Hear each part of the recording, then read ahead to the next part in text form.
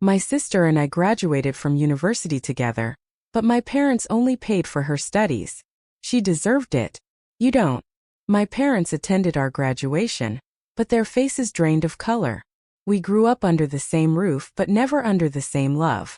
My name is Rachel, and for as long as I can remember, I felt like something about me didn't quite fit in the Lopez family. It wasn't anything I could pinpoint, more like a persistent intuition fed by small details. The way Mom hugged Laura, my sister, a second longer than me, how Dad smiled wider when she brought home her grades. We didn't have any pictures of me as a newborn, only from 3 months on. When I asked Mom, she always said, "It's just that you didn't come out well in the photos, you were too restless." Laura, on the other hand, had a complete album from day one. Another detail: neither of my parents has my honey-colored eyes. Theirs and Laura's are dark, almost black. It was never about abuse. I want to make that clear. My parents never denied me food, clothing, or a roof over my head. The difference was in the subtle things, in those invisible spaces where true affection resides. Laura could arrive late and receive a "be more careful next time." I would arrive 5 minutes after the agreed time, and an interrogation awaited me. If she forgot to do homework, Dad would say, "Don't worry, princess. Tomorrow I'll help you explain it to the teacher." If I forgot something similar, "Rachel, how can you be so careless? You have to be more responsible." We were two sisters born barely a year apart, but raised in parallel universes. In our senior year of high school, Laura constantly talked about university, her plans, her dreams. My parents listened attentively during dinner, asking questions about which career she would choose. Nobody asked me. One night, when Laura mentioned she wanted to study architecture, Dad said, "We already have everything prepared, daughter. We've been saving for your university since you were born." I felt a chill. Had they also saved for me? That night, after washing the dishes, I gathered my courage and went into the study where Dad was reviewing some documents. "Dad, I also want to go to university. Do you have any savings for my studies?" My father looked up, surprised, as if he had never considered that possibility. "Rachel, it's not that we don't want to help you, but you're more independent. You always have been. Laura needs more support." Independent. That word wasn't a compliment, it was an excuse. It wasn't that I had chosen to be independent. They had forced me to be.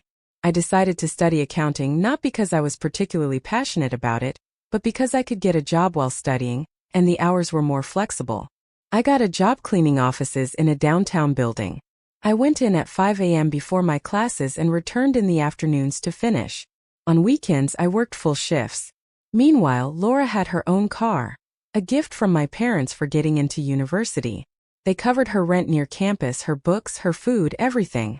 I lived in a dorm room shared with 3 other girls, an hour away from the university by public transport. I never complained, not because it didn't hurt, but because I knew it wouldn't change anything. At home, nobody asked how I was managing. If I arrived exhausted, they simply assumed I had a bad day. If I had dark circles under my eyes, it was because I didn't know how to organize myself well. Despite everything, my grades were impeccable. Not to brag, but out of necessity. I couldn't afford to lose a single partial scholarship I had obtained. Each semester was a battle to maintain my average. It was in my final year that something unexpected happened. Professor Martinez, who taught financial auditing, asked me to stay after class. "Rachel, there's a national scholarship for excellence. It's very competitive, but I think you have a chance. Are you interested?" "I don't know, Professor. I already have a lot on my plate. I've observed you over the years. I don't know anyone who deserves this recognition more. Let me at least submit your file." 2 months later, I received an email. I read it 3 times to make sure. I had won the national scholarship. It included public recognition at a ceremony where my family would be invited. The email specifically mentioned that they wanted to recognize not only my academic excellence, but also my extraordinary ability to overcome obstacles. I didn't tell my parents, not out of pride, but because I knew my triumph would make them uncomfortable. But the university sent a formal invitation home. It was Laura who called me, excited. "Rachel, why didn't you tell us? A national scholarship. Mom and Dad are well surprised. We're all going to see you." The day of the ceremony, I felt nauseous not because of public speaking, but because of having my parents there, seeing a part of my life that I had always kept separate from them, the part where I shone on my own. The dean introduced me as an extraordinary example of perseverance. I walked onto the stage with shaky legs but a straight back. And then the dean said the words that changed everything. With her own effort and without family financial support, Rachel Lopez has stood out among thousands of students nationwide, maintaining a perfect average while working full-time to pay for her studies. From the podium I saw my parents. For the first time in my life, they both lowered their gaze at the same time. There are silences that weigh more than 1,000 screams. The one that followed the award ceremony was one of them. In the car on the way home, nobody spoke. Dad drove with his jaw tense. Mom looked out the window, avoiding any eye contact with me. Laura, sitting next to me, squeezed my hand occasionally, as if wanting to convey something she didn't dare say out loud. The national scholarship included a significant amount of money in addition to the recognition, enough to cover my last semester and start a master's degree if I wanted to. For the first time in years, I wouldn't have to worry about money. "We are very proud of you," Mom said when we got home. But her voice sounded hollow, like someone reciting a script. "Thank you," I answered dryly. I didn't want their pride now. I had needed it before, when I was cleaning office bathrooms at 5 a.m., or when I was studying on public transport while others slept. 2 weeks later, our joint graduation arrived. Laura finished architecture, I finished accounting. We took pictures in our gowns, smiling as if everything was perfect. The typical happy family we never were. After the ceremony, our parents held a small celebration at home. They invited some relatives and close friends. "Our daughter's the university graduates," Dad boasted, as if we had both received the same support. That night, when the guests left, I was getting ready to go back to my dorm when Laura knocked on my door. "Can we talk?" Her face was serious, almost solemn. We sat on the edge of my bed, the same one where I had slept as a child, now converted into a guest room since I had moved out. "Rachel, there's something I need to tell you. Something I should have told you a long time ago. We are both adopted." I let out the air I didn't know I was holding. The confirmation of a years-long suspicion didn't hurt any less for being expected. "Mom told me when I was 12, but she asked me not to tell you. I'm sorry for not being honest with you before." "Why did they tell you and not me?" Laura looked down. "Why?" "Because Mom said you were more sensitive than you seemed, that you might take it badly. And then over time it became harder to tell you." Another excuse. There was always an excuse to treat me differently. "There's something else," Laura added. "Before us, they had a biological daughter. She was stillborn. Her name was going to be Elena." Suddenly, everything began to make sense. The distant looks, the different treatment, that inexplicable sadness that sometimes clouded Mom's eyes. "You arrived first, 6 months after losing Elena. Mom was devastated. And then I came along a year later. And that justifies how they treated me?" "No, it doesn't justify it," Laura said, her voice trembling. "But I think it explains some things. Dad says you have a strong character like Grandma Carmen. You reminded them of what they had lost because you were different from what they expected. I was more compliant. I adapted to what they wanted. I got up from the bed, unable to remain seated. 30 years of doubts, of feeling less loved, less important, finally had an explanation, not a justification, an explanation. It wasn't blood that made them treat us differently," I said finally. "It was how each of us reminded them of what they had lost." The next 3 years passed like a fast-forwarded movie. I got a job at a major accounting firm in the capital. My career took off faster than anyone would have anticipated. I had a natural talent for numbers and organization, but above all, I had a hunger for success. That need to prove my worth, which I had cultivated for years. I didn't completely cut off contact with my family, but our interactions became superficial. Birthday calls, messages at Christmas, a quick visit on New Year's. Enough to keep up appearances, not enough to heal wounds. Laura and I maintained a closer relationship. We talked on the phone regularly. She had gotten a job at an architecture firm, but wasn't progressing as quickly as she had hoped. "Dad says I should be more assertive like you," she told me once with a certain irony in her voice. It was a Wednesday night when I received her call. "Rachel, I need to talk to you. It's about Dad and Mom." Her voice sounded worried, which was unusual for her. "The family business is on the verge of bankruptcy. The hardware store. They've been losing money for 2 consecutive years. Dad hasn't been able to adapt to the competition from the big chains, and now they have significant debts. I felt a confusing mix of emotions. Worry because despite everything they were the people who had raised me, but also deep down a small dark satisfaction. Now they needed me. What do you want me to do? I asked, trying to sound neutral. I don't know. You're the finance expert. Maybe you could review their books, advise them. They're desperate, Rachel, but they're too proud to ask you for help directly. I remembered all those nights studying alone, all those mornings cleaning offices, all those times when a little support would have meant so much. Let me think about it, I replied. That night I couldn't sleep. Contradictory images ran through my mind. My father telling me I was too independent to deserve help, my mother avoiding my gaze during the award ceremony, but also my father teaching me to ride a bike when I was 6, my mother taking care of me when I had chickenpox. They weren't monsters, they were just imperfect people who had made mistakes, trapped in their own pain without knowing how to handle it, just like all of us. 3 days later I called Laura. Tell them I'll go this weekend, but on one condition. We'll talk about everything. No more secrets, no more silences. The family business was a hardware store in the town center, inherited from Grandpa. For decades it had thrived, but in recent years the big chains and online sales had changed the rules of the game. When I arrived that Saturday morning, I found my father behind the counter with dark circles under his eyes that I didn't remember seeing before. He looked older, more tired. My mother came out of the back room when she heard the doorbell. The surprise on her face when she saw me indicated that Laura hadn't warned them of my visit. Rachel, Dad said, uncomfortable. We didn't know you were coming. Laura told me about the situation with the business. I thought I could help. My parents exchanged glances, that silent communication they had always had. Let's go home, Mom suggested. We can talk better there. During the drive, nobody said anything.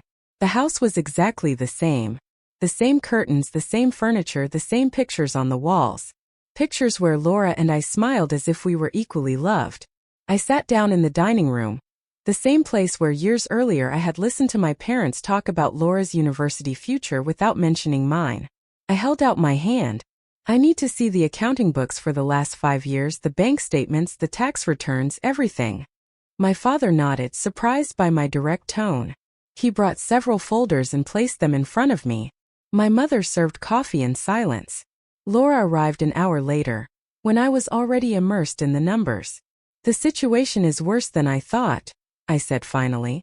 Not only are they losing money, but there are structural problems in how they manage the business. The inventory is poorly managed, they have products that haven't moved in years, and the margins are too low on the products they do sell. My parents looked at me as if they were seeing a stranger. The girl they had considered too independent was now a woman with the knowledge to save them. We can implement a restructuring plan, I continued. But it will require discipline and some major changes. We'll do whatever it takes, Dad said with a humility I had never seen in him before. Good. But before we start with the numbers, there's something I need to say. The silence that followed was dense, almost palpable.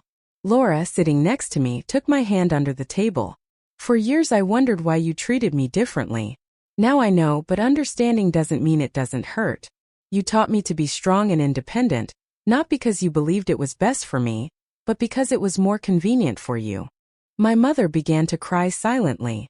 My father gripped his coffee cup so tightly that I was afraid it would break. If I'm going to help you, I need you to understand something. I'm not doing this out of family obligation. I'm doing it because despite everything I love you. But I also need respect and honesty. From now on we'll speak clearly.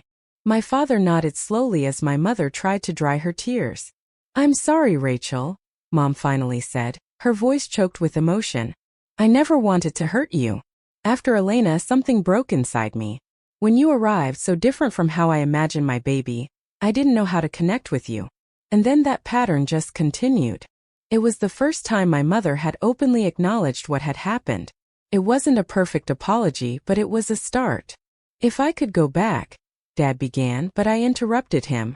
We can't change the past, we can only decide what to do with the present. Over the next few weeks, I designed a complete plan to rescue the business. First, an aggressive liquidation of old inventory. Then, A renovation of the store's image. Finally, a specialization strategy. Instead of competing with the prices of the big chains, the hardware store would focus on offering expert advice and niche products for specific projects. It wasn't easy. My father, accustomed to doing things his way for decades, sometimes resisted my suggestions. "This business doesn't work like that," he would say. And I would reply, "That's why it's failing." Those tense conversations revealed old family patterns trying to resurface. The difference was that now I named them. "Dad, are you doing the same thing as before?" Dismissing my opinion without really considering it. Sometimes he would get angry and storm out of the room, slamming the door. Other times, surprisingly, he would apologize. Gradually, he began to really listen to me. My mother, for her part, tried to make up for years of distance with small gestures. My favorite coffee in the mornings when I went to work at the hardware store. Questions about my life in the capital, genuine interest in my career. Sometimes these approaches made me uncomfortable, as if they were too late. Other times they moved me. One day, while we were reviewing some invoices together, she showed me something she had kept. A newspaper clipping about my national award, carefully preserved in a folder. "I was always proud of you," she said softly, even though I didn't know how to show it. I didn't answer, but I let my hand briefly touch hers. Laura became an imperfect but sincere ally. Sometimes I got frustrated when she minimized some situations from the past. "Come on, Rachel, it wasn't all that bad." We had heated discussions about our different perceptions of childhood.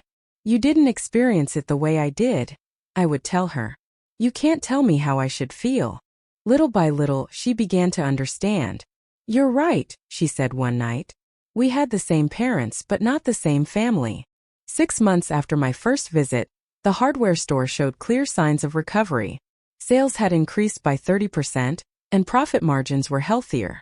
We had launched a consulting service for small renovations that was attracting new customers. "Your plan worked," Dad admitted one afternoon as we were closing the store. "You were right." 2 simple words I never thought I would hear from him.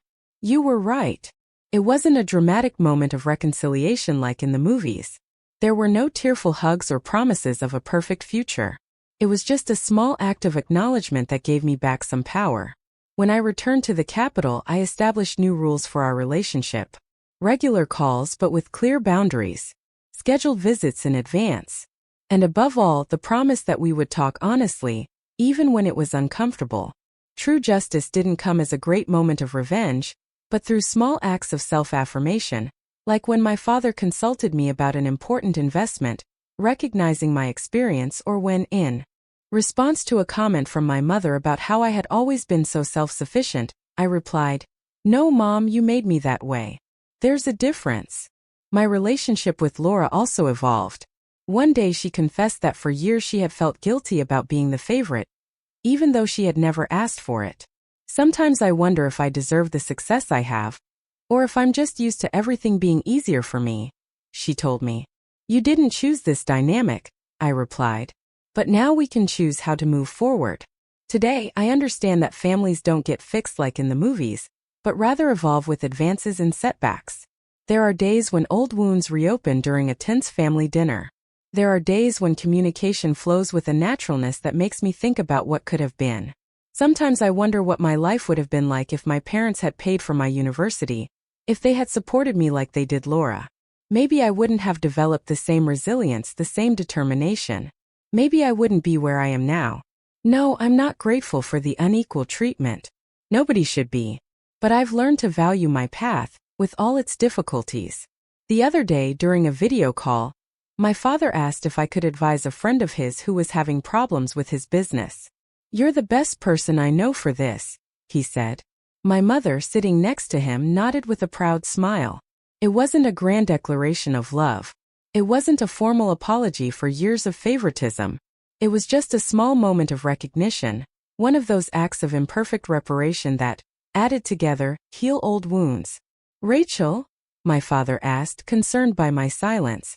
"Yes, of course I can help," I finally replied. "Tell him to call me whenever he wants." When I hung up, I felt a strange mix of emotions. Pride at finally being valued, sadness for the lost time, satisfaction for the journey traveled. All of them coexisting in peace, like the imperfect pieces of a family puzzle that, although they will never fit perfectly, now at least form a recognizable image.